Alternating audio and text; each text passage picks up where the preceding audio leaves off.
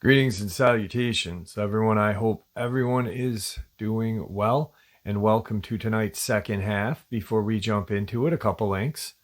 As many of you know, I rely on Patreon, PayPal, channel membership, and the merch to help the channel to continue to grow and go. Links to Patreon, PayPal, and channel membership is in the description below.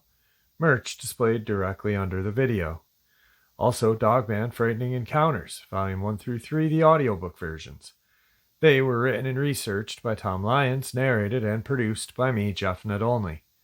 Those audiobooks are available on Audible, Amazon, and iTunes, links to which are also in the description as well. And finally, last but definitely not least, if you'd really like to help support the channel to continue to grow and go, simply subscribe. It does not cost a cent. Click that like button, takes half a second. If you don't want to miss out on any of the informative uploads I put out daily, click that bell icon, and folks, please leave a comment. Why? Well, because all of these things really do help the channel to continue to grow and go. And yes, folks, they definitely do matter. Now, everyone, I have taken far too much of your time. Let's jump in to tonight's second half. Shall we? Brittany, how are you tonight? Doing pretty good. I appreciate. How about you? I'm doing well, and I appreciate you taking some time out of your day to come on and share your encounter with us. Pretty much what I'm going to do is I'm going to hand the floor over to you, and you can share your encounter. I may interrupt you if I have a question, but other than that, I'm going to just leave it up to you to tell your encounter to me. All right. Okay, let's see. I'll just start from that morning. Of course, I live in Alaska, so this was April, and it was actually Easter. We had just got dumped on, had a ton of snow, and I'm an early riser, and I usually get up early, and I'll take the dogs out and go do things before everybody wakes up. So it was about 4:30 in the morning, and I got up, and it's still dark then too, and nobody's up, and where we live, it's a neighborhood, but we have acreage lots and things like that. And I was sitting in the truck, and I was listening to something, and something had caught my eye off to the left, and I looked off to the left, and the only way I could describe it is, when we were kids, we'd have those little sparklers, the little ones that would have these orange-ish, goldish light hue type glows. It was like that. And it kind of did this moving motion past the truck over to the tree line. And I thought, and at the time, I was so engulfed and enticed to it too, that I didn't realize it until after the fact, that as I was watching it go, I also started to notice that, have you ever felt like you have a heavy head, like a headache, like a fogginess or whatever? Yeah. Like when you're in the airplane, or something like that. That was happening, and I watched it go over to the tree line, and then it just disappeared. And then I thought, what the hell? And I looked, and I didn't. It was so random and so quick that it just was like nothing. And I looked back at my phone and was watching whatever I was watching, and then something just, I don't even know what to say, but maybe it was just me looking up again. I looked up, and in between the tree line was that moving type, when you see the heat come off of your car. People will call it like a mirage, I guess. Yeah, it's kind of like if a it's really vapor. hot. Yeah, like a Yeah, shimmer kind of. Yep. yeah, that is literally what I was seeing, and I would see a little bit of that goldish orb type spark thing, and all of a sudden it moved, and it started to make a form of like a big boulder. And as it was making this form into a big boulder, it was like a smoky gray, and then it moved up and stood up and instantly had the form of what you would naturally call like the Sasquatch Bigfoot form. It moved over, and we had a huge, like 6-foot mound of heel of snow right there, like along the tree line. And it moved over, and it maybe moved over in 1 foot, like one step kind of thing. And I it was not solid. I mean, that's it. I'm being honest. It wasn't solid. Okay.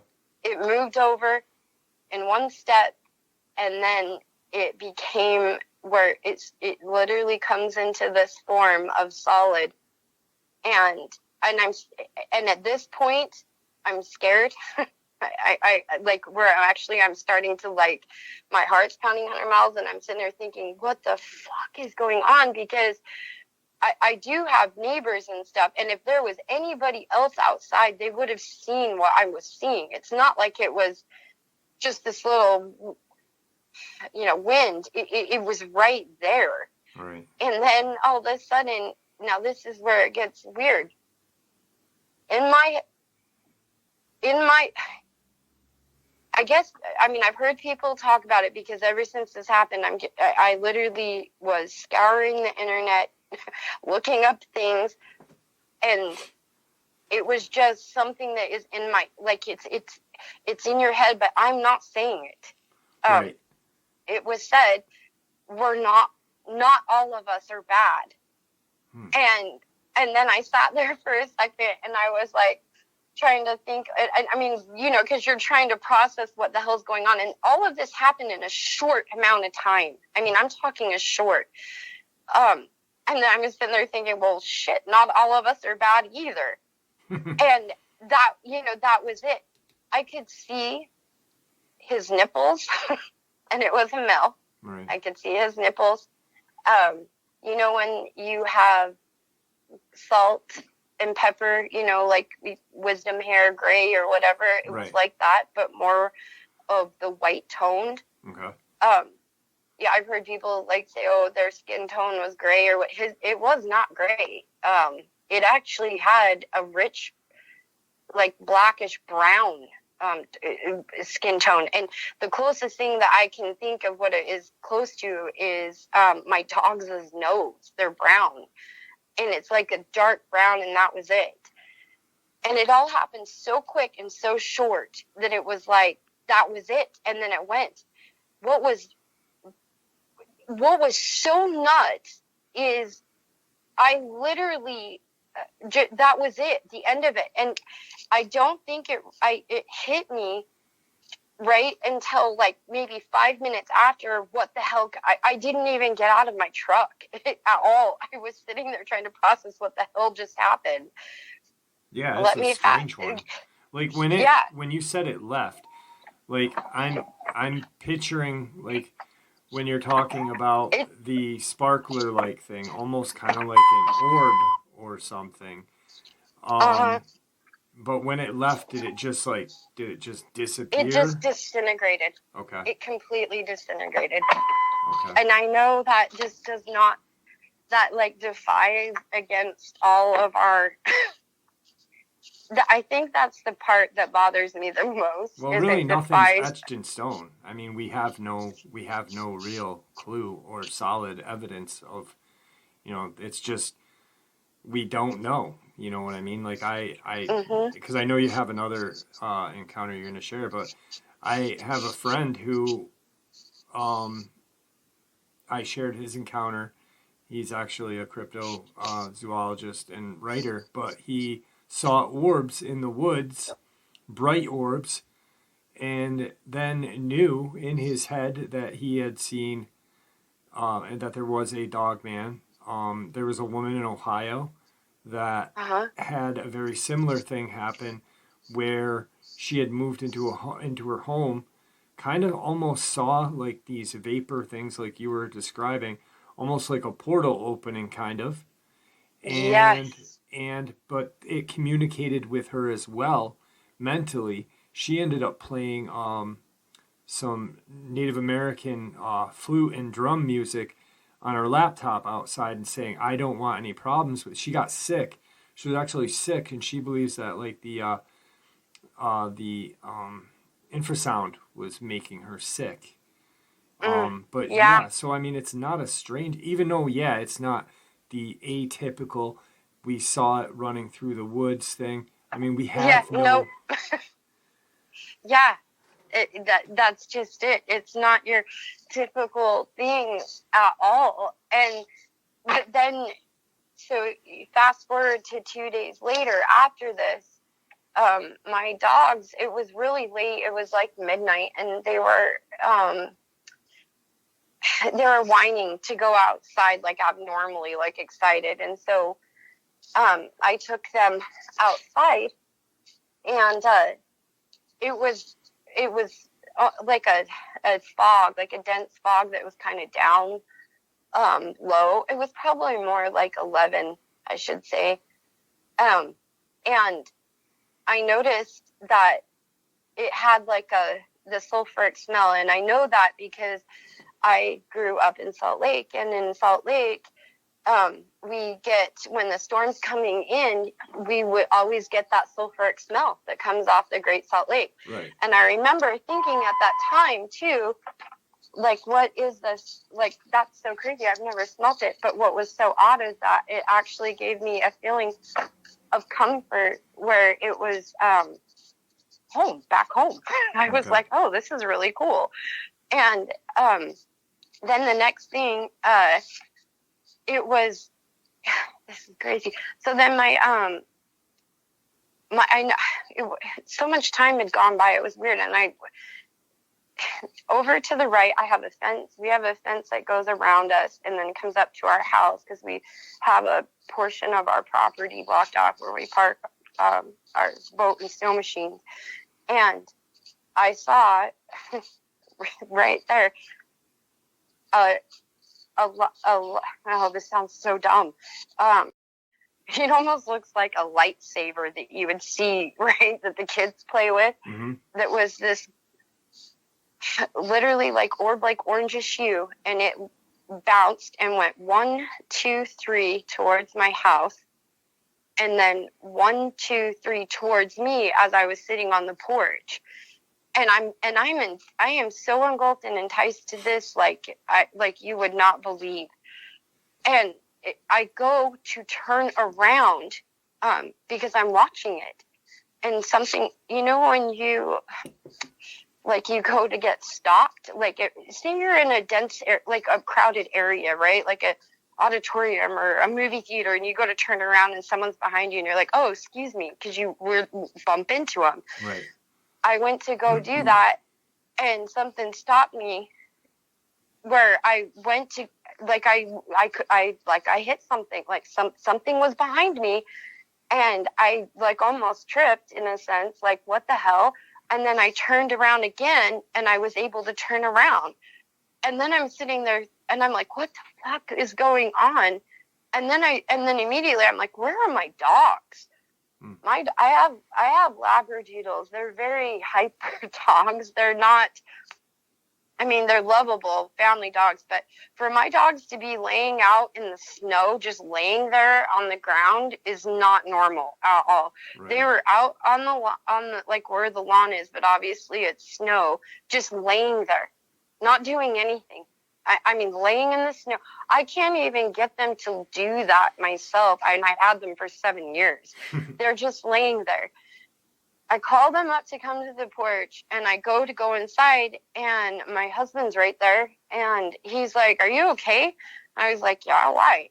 And he goes, it looked like you tripped on the porch. Or he said, you looked like you tripped over air or something on the porch. I'm like, you saw that? And he said, yeah. And I was like, whoa, okay. And then it started hitting me I couldn't go to sleep the rest of the night at all. I'm sitting there, and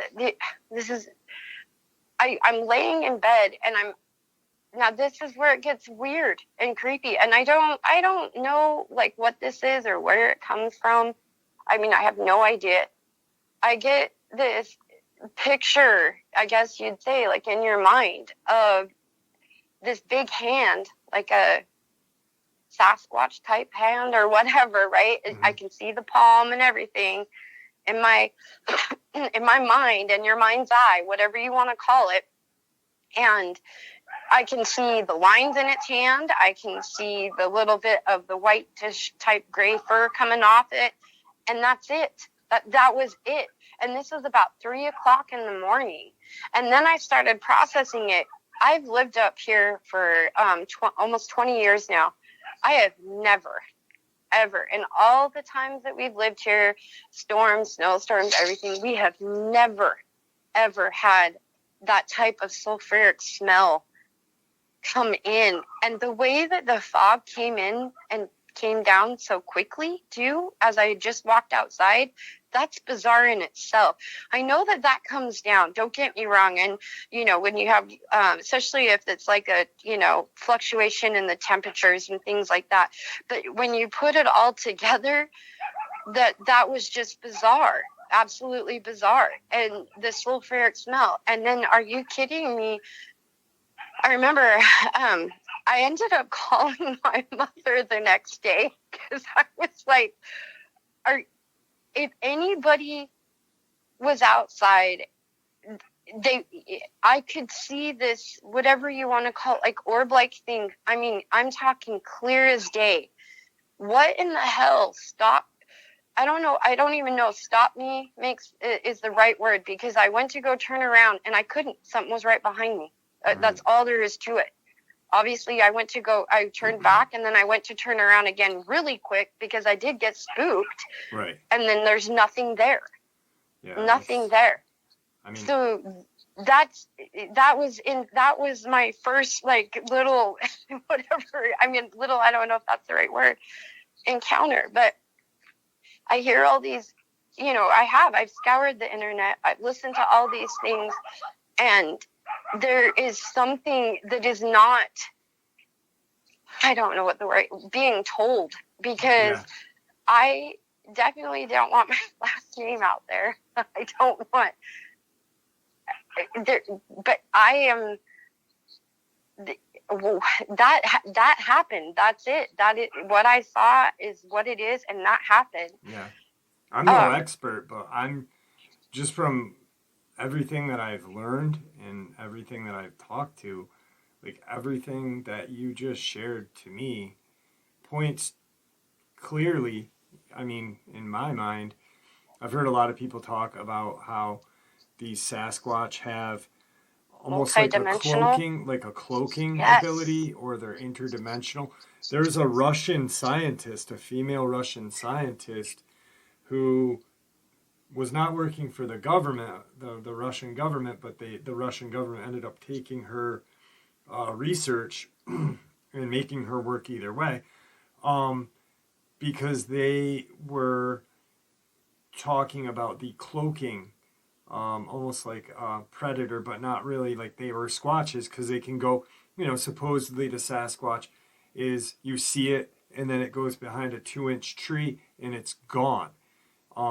Exactly. So that's almost it's what I'm getting gone from you, like I'm getting, yeah. You saw this thing, maybe it was crossing in front of you, or, or maybe that was just like, maybe it was a portal, and that was not even a key to open, but maybe like some sort of magnetic or electric charge in the atmosphere when these portals open. Who knows, but it's, like you said, I mean, just because it's not your typical encounter doesn't make it any different. you saw something that Mm-hmm. doesn't make sense, you know, and No, it was not at clearly, all. yeah, I mean, the way you describe it, it's clearly uh, a Sasquatch or something along that lines, but Something along that lines that looks like that. I mean, I still have struggled to say that this is what it is. right,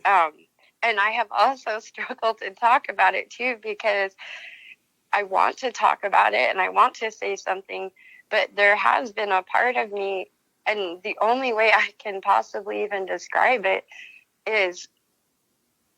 was there's almost like there was something sacredness, or I don't even know if that's the right word, something that, no, you shouldn't. yeah, Not that there is a part of me, like ego part, like, oh, you don't want to talk about this because woo, there goes that woo woo thing or whatever, but that's not it. I have really struggled and gone back and forth with this on what, yeah, like, do you know, and where it was along the like tree forest line. The crazy part is I mean, we have our big birch and spruce trees, and it's a thicket of it right there, and that's what surrounds our home too. right. Like you know, like that's all we have basically. Um, and then you've got like a line of power line too that runs like right over that. I mean, I don't know. I really don't know, but I do know what I saw. Yeah. And if there was anybody, you know, like else out there that would have seen that, they would have seen it too. There's no way you could have missed it. It wasn't like it. And the only thing is when it happened, when I was in my truck, the biggest thing is I really felt like all of a sudden my head got really heavy. Right. And it felt like almost like a airplane ride, I guess, is the best way that I can describe that. Almost like you weren't. I'm just kind of like the way you're talking. I mean, I kind of feel like it was almost like you weren't supposed to see it, kind of, you know. Yeah, yep, yeah, and all, yeah, you know, it is spiritual. It is a spiritual thing because our ancestors, you know, like they had I believe, you know, there's no way of fully knowing, but I believe that there were some sort of pact with these creatures, and you know, our ancestors told us more and knew more than we do. We have creature comforts that they didn't have, but they had more knowledge than we had, you know, like that we have. And about that's things. literally what I've been looking up, to be honest, and like going down that line of knowledge, right? Like looking into them and the native, you know, and the elders, and what do they know, or what have they, you know, what knowledge, or even the stories. And every time I keep going, I keep veering towards those stories, because they always seem to resemble a little bit more of what, or I resonate more with them of what happened that night, that weekend. Yeah. With that. Well, it's the truth. I mean, you know, that's the truth. It's powerful. It's crazy. Yeah. It is crazy. Now, well, and then there's my other one, I guess. This one just threw, and this happened. I mean, there was quite a few of us around when the second one happened. And this just happened a few weeks ago. So we have a cabin, and it's pretty remote. And this is where you really keep going back over and over in your head, you know, like, because you're trying to figure out what the heck. Now, this is different property than your first one, right? Yep. Okay. Yep. This is a different property. So this is just our first one was at our home, and then this one is up at our cabin. Okay. It's about an hour and a half, hour and 45 minutes away. It's about it'll take like an hour drive, and then it's another hour boat ride up to the cabin. Okay. And we were, it was, so the day before we were up fishing, just having fun all day, like all up and down the river. And there, you know, your rivers do your S bends. And there's this one sandbar that's just right above ours. And it was here, you know, I mean, I know what those are and everything. It was incredible. Right above our cabin, there was so much that this person that was with us couldn't believe how big these, she was saying they were wolf prints. But they weren't wolf. They were very, very big. Right. That were, I mean, she even took pictures, right? Like with her foot and then her hand and everything. And what was crazy is, I mean, our lynx population has started to raise too, in the past, like, you know, 5 to 10 years and stuff. But I myself have never seen a wolf up there, but that's not to say that they're not up there. Right. And so we were, just messing around. When we left that sandbar, we went down to a gravel bar that's right in front of our cabin, and we were out there fishing, and there was this bird that was whistling that was a different whistle, so much that the person that was with me was like, "Do you hear that?" And I was like, "Yeah." So I started whistling back, like mimicking the whistle. I'm like, I've never heard a bird whistle like that before. That's so weird. So much that we were still fishing, and it would do it, and then we would do it back. That was it. It was just like nothing. Like you think you're just and right. What was so funny is the person I was with even made the comment, "Are you having a conversation with him?" You know, Britt? And I was like, "Yeah, I guess so. No big deal." So we left, and by the time we left the gravel bar, it was after midnight. I mean, because it's still sunlight up here. And so we went back up, went to sleep, got up, and a person that was with us up there got up really early in the morning. Like, I mean, not really early. It was about 7 in the morning. And we got up and we went outside, and we were just sitting outside in front of the cabin. It's that classic, like, beautiful morning, right? Nothing, you know, you hear a little bit of the birds chirping or whatever, and, you know, that's it. And we were sitting there just talking, and then all of a sudden we hear this roar. Now, this roar is not your normal roar. Right. It is. I just want to specify something, because I've talked to you, so I know a little bit about you. Yep. And your husband go out on the river and do fishing expeditions. So you've been out in the nature. You're not just Brittany, you know, Alaska mom. I go up to my cabin and go fishing. You've been in the great, you know, the great northern wilderness, and you've heard and seen. Yeah. Okay, so I just wanted everybody else to know who you really are. We just had an encounter with the bear.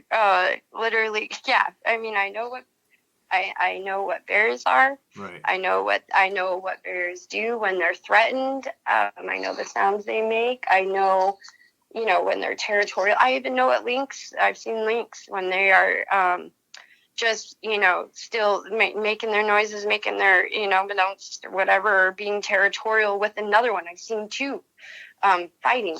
Right. I know what a lone wolf sounds like. I also know what a pack of wolves sound like. In fact, we have a couple of friends of ours that had some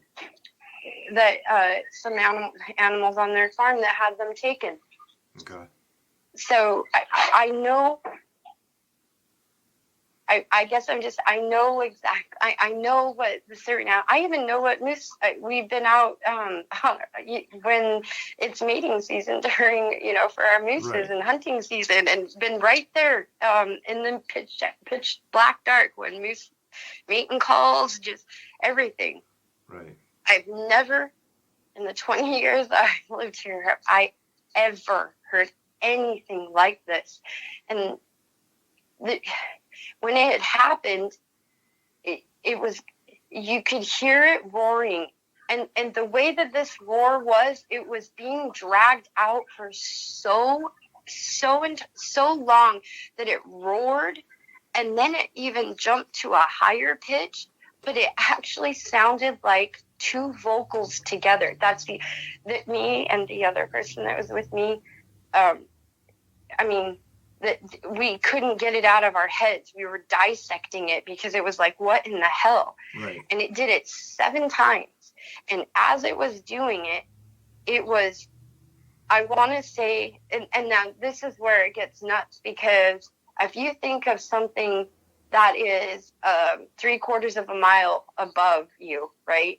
And you can see that cabin that's 3/4 of a mile above you, and you know that this is coming from back there, but you're hearing it as loud as you are from where you are.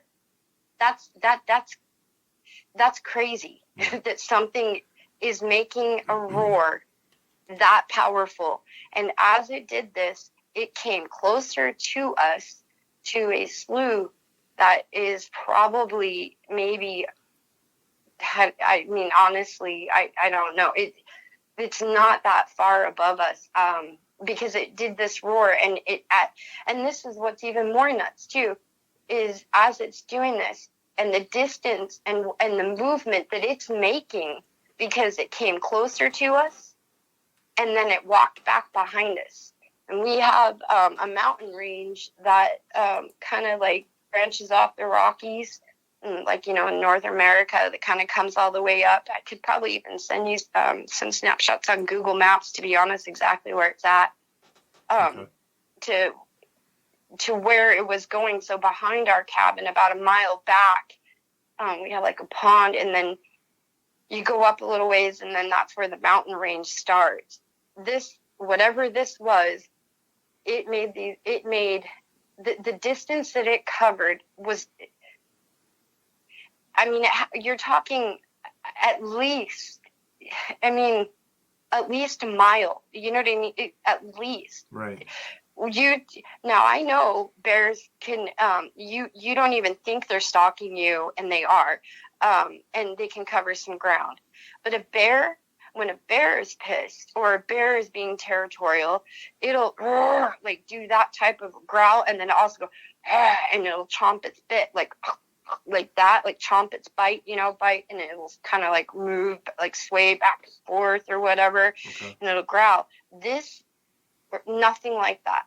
And the other thing, you think of a wolf, when a wolf howls, how a wolf can howl, but it doesn't have this deep gutter roar, right, that you can feel it under your feet. How long would you say each? I know you said there were 7, but how long would you say? Because you said it was a roar, and then it went into like a high pitch. How long was it approximately?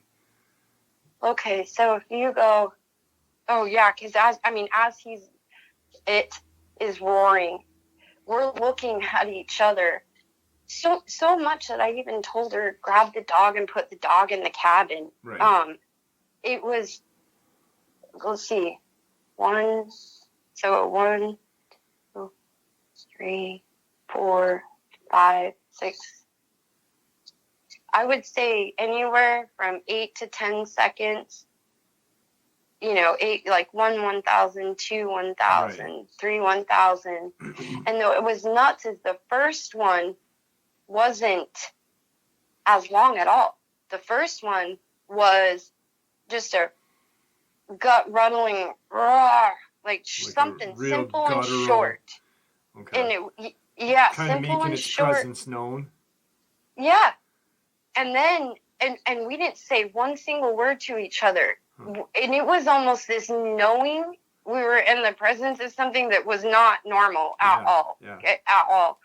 We looked at each other, and then it was like, did you hear that? We're like, yeah, did you hear that? And then it did it again. And then that was when it was closer. And then it got closer. And then where it was from then, we could hear it start to move. It was, you heard it coming closer to us, like coming down the river, and then cutting a hard right, going down the slough, and then going back behind the cabin to, no, it sounds like it's in a short distance, but it's not. You got to figure you're on a river. Right. You've got cabins that are all spread out and whatnot. So, the distance alone it was incredible, absolutely incredible. And if I were to drag fairly quickly as well, I'm guessing. Yeah, exactly. And then it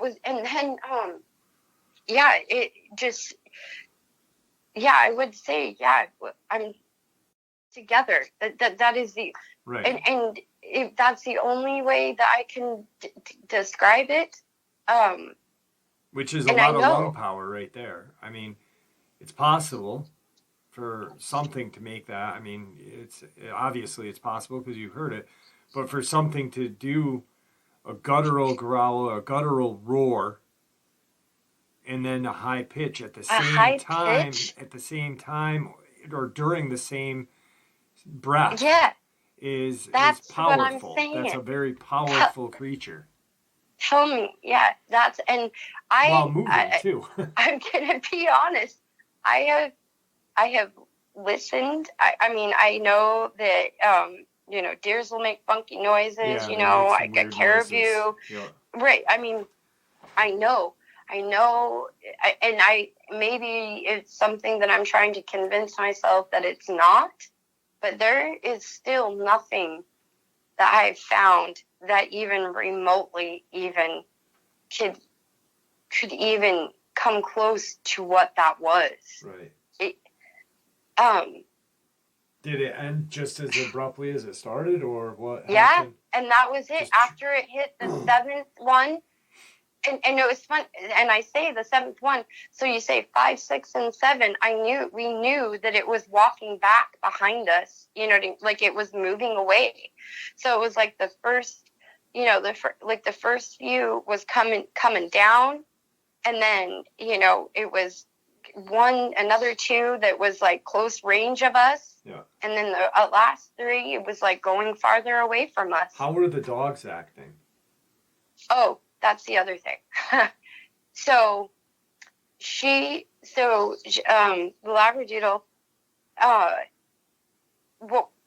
she came and sat. After that first one, and we're sitting there. I mean, because I think it was first thing in the morning. We're like, we let her out, go to pee, and we're just sitting there chit chatting. She came and was sitting on top of my foot. When a dog sits. Yeah. She was sitting on my foot, and when it first growled, and then the second one, I was like, holding her and like rubbing her. She had her head just looking down at the ground, like in the most bizarre, dominant manner. Kind of Literally submissive. Right? I mean, like kind of like a submissive. That is the best way to describe it. Submissive, because when you're petting them or you're holding them or by you, their tails are waggling. Even if they're sitting, their tails are waggling, right? Or you're rubbing their ear and their tail might be waggling a little bit, and they'll nudge up against your leg, or something. No, nothing. Nothing. That's strange. Now, your friend, when she took those pictures of those prints, can you ask her if she still has them? Yeah. Could you get them to me? Yeah. I'd love to check them out. I will absolutely send them to you. I mean, and you, like I said, and like you've said, wildlife. I'm assuming you've seen bear print, so. There's a definite difference between a bear and a wolf print. So I'd love to check those out. I mean, especially when she's using a comparison of her feet and her hands towards them too. Yeah, that's crazy. Absolutely. That's a terrifying encounter. I mean, that is truly. And that was the other thing too. After this happened, it was like our hearts were racing too, and you're trying to think of like all these things, and we were like, even we go inside, and we were the only ones that were awake at the time too, so we're going inside. So then we start telling everybody, and that's where it comes into play, where everybody's like, oh yeah, right, whatever, right, and you're like, wait a minute, no, this is not. There was nothing normal about this. I suggest people maybe go look up what a bear roar sounds like, right? It is far from that. There is nothing that has been on the internet, nothing at all. Someone even mentioned to me about I can't remember what he had said. Something about, how was it, black-tailed deer? So I don't remember. He's like, oh, that's what it is. And so I looked it up. That was the furthest thing from it. Yeah. There was nothing normal about that. People that have not heard it, they want to put something to it to debunk what you heard, but they didn't hear it, so they don't even know. Right. That's the key thing. That is terrifying. I mean, I can't. Yeah. Can't imagine. Yeah. How far was that from? How far was that from the sandbar that you saw those prints? Maybe 50 yards. Now, when it was coming down, because it was the river. Was it close to the river or no? No. Okay. So when it was coming, when it was coming down, I would say, well, yeah, it kind of was. So there's 2 cabins that actually sit up closer to the river than ours. It was maybe directly behind it. I mean, and this is just me making assumptions because I didn't see anything. Yeah. I'm just going off of like maybe where the smoke was coming from. You know, you're hearing the sound and you know your property, so you're just going off of what you know. Yeah, exactly. And so it was, and if this is where it is behind those cabins, you're talking maybe 50 more yards to the sandbar, literally. Because think of how a river does S-curves and things like that. That's why I was thinking, because when you had mentioned the S-curves, I'm thinking, well, you're telling that. I'm wondering if it, I don't know. That's that's strange. It's freaking terrifying, to be honest with you. It's freaking terrifying. Yeah. And I wasn't there, and I'm putting myself, like, imagining myself, just like, I could not imagine how you guys kept your composure. I would have took my dog and headed for the freaking cabin.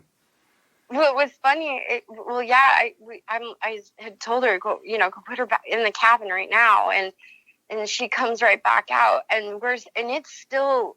So you think of 7 roars, but they're being dragged out so long, and it is such a short amount of time, but it's so crazy because when it's happening, it seems like it's forever. Right. And after it was all said and done, we go up we have raised our kids up this river. We snow machine up there in the wintertime. We've spent Christmases up there. Summertime, we're up there all the time. All the time. This is, and if you think of portions of rivers, like some are more populated than others, and then you hit breakage points, and then you've got like another portion or whatever. Where we're at, we have a a chunk kind of cabins or whatever, and then it breaks. Right. And then it's There's and so we're for miles and hundreds of miles. Literally, nothing. Okay. And never have any of us heard anything like that. That's insane. Ever. That's insane. Wow. I mean, you hear stories and stuff, or people probably... Well, I've heard some things, like I've heard people talk about Dogman or Sasquatch. To be honest, I didn't even think of Dogman. I'm thinking Dogman just... Until... after, when you role play everything in your head. Yeah. And then I'm like, wait, those prints, they were... And the drawn out long, a Sasquatch, just from people talking, and I've heard people talk about it, and it's a bellow, a whoop, and they can do a lot. There's been numerous different examples or how people have described them. But, I've heard people talk about the Dogman and their roar as it gets its roar guttural, deep, and then high pitched as well, all in the same sense.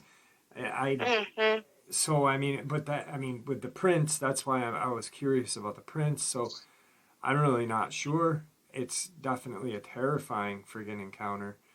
Um, and what makes it more terrifying is because you can't see it. You know, you're That's right. using your mind Right? to figure out what the hell this thing is, and your mind can play a lot of nasty tricks on you too. So That's exactly it, right?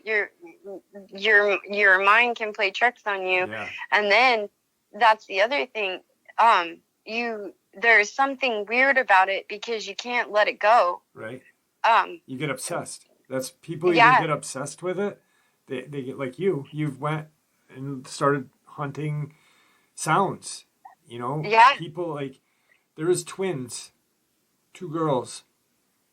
They had I don't know if they were twins. They were sisters, probably twins, but they were in a cabin, not a cabin, an old abandoned home, in like shitty part of town, close to the woods, just dilapidated home, and they were going in there to do something, and they saw a dog man. One went and closed, just shut down, completely changed. The other became completely enraptured with anything about cryptids, and there's two variations. You either get psyched about that and want to learn as much as you can, or you kind of go into a shell and become very afraid, and mm-hmm, and you have that other one where you are just inquisitive and want to know more and more, and it's crazy how that happens, and it's to everybody that I've ever spoken to has had one or the other. I mean, I've met people, I've talked to one guy who he became completely enamored with these things. His wife went into a shell. They ended up getting divorced. She ended up committing suicide. And he believes because of the encounter. And it's friggin' insane that these things are out there, and that, we have no protection against them, from yeah. anything. So um I can totally understand that, and I think where my biggest thing is those are now I've never had anything like this, nothing like this happen at all. And to me, those are two major things in a short amount of time. yeah, And two very random experiences that then I go and I start looking things up and whatever, and you're starting to hear about these things and stuff. My my my issue or my problem that I had is like, okay, so people really are having these experiences, and obviously, um, there's got to be some way or some outlet of some sort, because what happened at our home that morning was so beyond just so off the bizarre. charts Yeah, abnormal and bizarre that I just I still I mean, it took me a while. Like I said, I struggled. Maybe not. You're not supposed to talk about that. I don't know. But then what happened at the cabin? There was something so different about that. There was a terrifying factor. dangerous. I Yeah, will. Yeah, no, I'm not gonna lie. There was something that it was like, oh my God, did you hear that? Yeah, did you hear that? And then it was like an immediate, and I mean an immediate, terrifying dread. Get her in the cabin. Like, primal fear. yes, there was something that was not. There was something that was not right and very out of the fucking norm with Right. this. I think And it's I think through humanity that when I said earlier to when we were talking, that we've our ancestors had better understanding of these things, yeah, but there's a reason why we're afraid of the dark. There's a reason, and it's primal. It's a fear that's just something embedded in our DNA. You know, Yes. like a butterfly, a monarch butterfly knows to fly to Mexico or whatever. You know, like there's certain things that are embedded in certain animals' DNAs. We're an animal, and when we hear something that we can't recognize, we immediately get that primal fear. But with your experience, it's you know, it's so primal that, you know, you're just closed and holy shit, what is that? You know, it's crazy. It's wow. I can't. I'm coming up on time. I will say too, the other person that was with me, so it really is remote. Like there's no cell service up there. I mean, obviously you can listen to your music on your phone and take pictures, but I mean, it's not like you can get on the internet. I couldn't get it out of my head, and maybe it was more because we're up there all the time. And I've never heard that before. And I've heard grizzlies. We had a moose, a mama and her baby, you know, that were taken down by a grizzly, like back behind our cabin. Wow. You know, I've heard shit before. Right. This was so out of the norm, and I couldn't. And we had an issue getting down that took up like a 3-hour trek of our time. And even still, as soon as I got to cell service, it was like, oh shit, I need to start looking. And then through that evening, because we were still going on our trip, so you're hitting different points of different treks. It was me scouring the internet looking for it. Yeah. As soon as I found one that was I'm like, listen to this. What do you think of this? And it still wasn't like it. And it still did not even resemble like the depth of it, let alone the long drawn out high pitched part either, because it was all combined together. She did kind of start like shutting down, like it was like, it is what it is, you know, okay, whatever. No, this is not normal. Yeah, I mean, it's like, I just wanted to scream it to the mountaintop. And what was crazy is I noticed as you are talking about this, there is a part of people that do shut down, like, whatever. What that is, I don't know. That's primal too. That's instinct as well. Just like with people, I think, and I'm not an expert. I'm not a fucking scientist. I'm nothing. You know, I'm just a guy. No, me neither. But yeah, like just things that I've learned talking to people like you and other people, and just, you know, absorbing the information. I kind of have my own theories on shit, and I think, you know, everything is a primal instinct. Like shutting down is being submissive. But the inquisitive part, we're human and we always want to know more. It's almost just like when people, they get embarrassed after they've had an encounter, almost like a face-to-face, or they've had a sighting and they piss themselves. I don't think there's anything to be embarrassed of, because if you think when you scare a dog, a cat, an animal, they piss.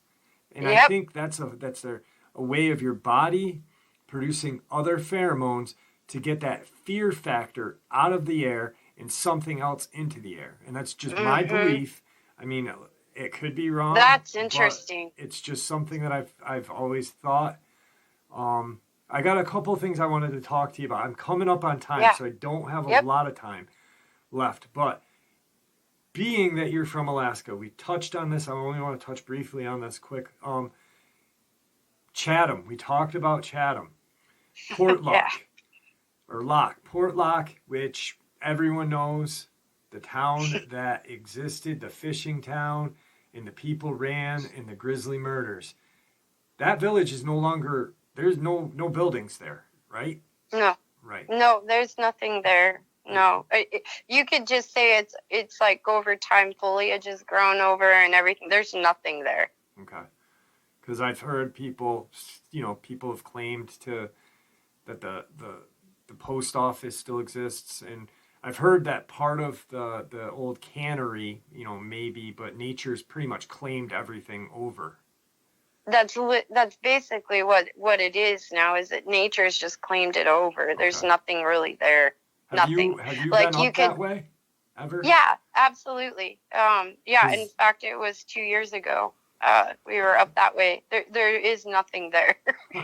In fact, if you were to come in, you wouldn't, and you didn't know. In fact, I didn't know at that time.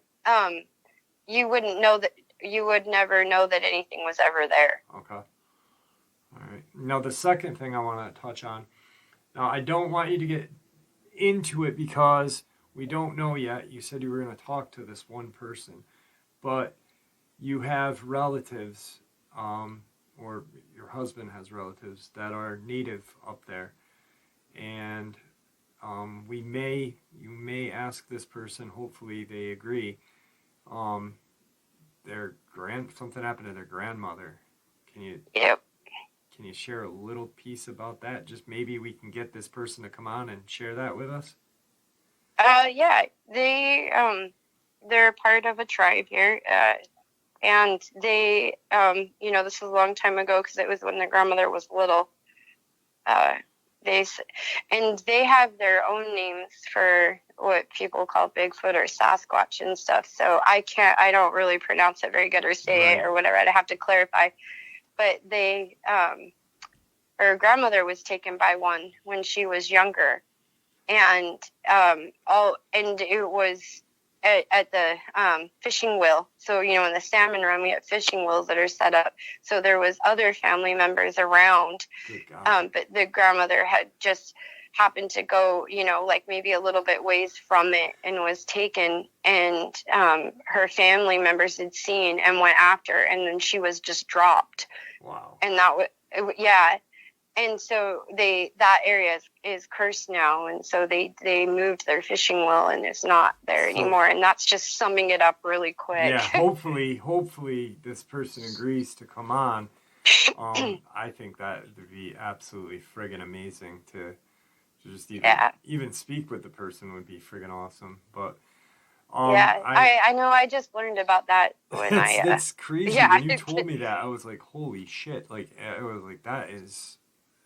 It's just stuff that you read about, you know what I mean? And especially when you look up, because if you look up Alaska or you look up anything with Bigfoot in Alaska, the first thing you get is Portlock, or you get other little snippets, and they're all older, like from the 50s, 60s, snippets like that from, people that are now past, but what they experienced, and I think that's absolutely insane.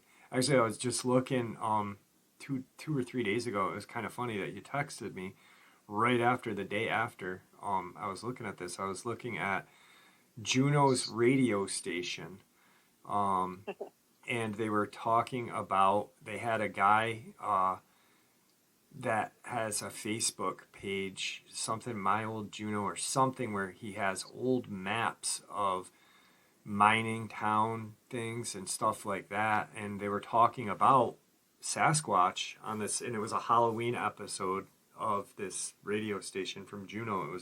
Ironically enough, the next day, you're like, hey, I really want to do this now. And I was like, oh, sweet. So yeah. But I am coming up on time right now. Don't hang up before we end. Is there anything that you'd like to say to the audience before we end the interview? No, I just think that maybe that's a lot. I mean, I know it's a few months apart, but that's a lot of out of the norm experiences that, in a short amount of time. And I guess, if there's others, I think that the biggest thing is you can learn from others' experiences. So it's okay. I mean, I get it. I struggled with it, but I think that how do you learn and how do you get past the scarce part of it to start understanding and knowing, Yeah. and that, Yeah. I mean, you emailed me quite a while ago before you really, like I think we communicated, I want to say a good 6 months ago. And, yeah. So it takes time, but, once I think it's valuable for other people to share, because then we can learn. Like I'm learning something every day from different people, and I take that and that information that we get from listening and just talking is so valuable. I mean, you can't get it in a book. You can only get this information from other people. And I think it's valuable when people share their info.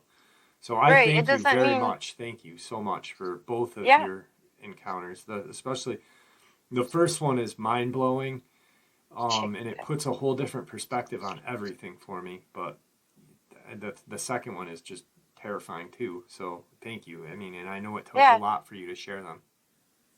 Well, thank you too, because this is an awesome outlet in a sense, to get it out. And it doesn't, just because you may not, have this title or that title or this license or that license. I just don't think that matters, because I think the truth comes from, your everybody, your average person or whatever, just tell that it is what it is. That's just what happened. And if it helps somebody, I hope it does, because that did a little bit of a mind F on me for a little bit. And then so I mean, honestly, right now there could be someone listening that had an encounter just like your first one and just kind of has been sitting on it, but listens to encounter channels or reads or watches, and to hear your first one and be like, oh my God, that is so similar to what I had.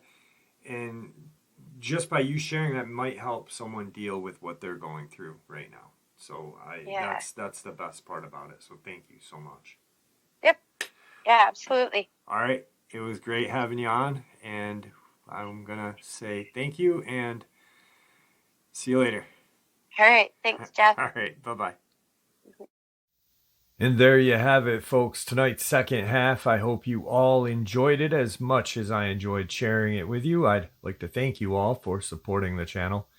It is, after all, your support that keeps this channel growing and going, and what gives folks like us a place and a chance to share our experiences and theories judgment-free. Just simply treated with the respect that we all deserve. Thank you. Everyone, please stay safe, happy, healthy, and ever vigilant, keeping an eye on our children, our pets, our family, and friends. These creatures are real. They are out there and dangerous. Share this information with those you love and care about, and it may just help save their lives someday. Until next time, never stop asking questions, never stop searching for the truth, and God bless.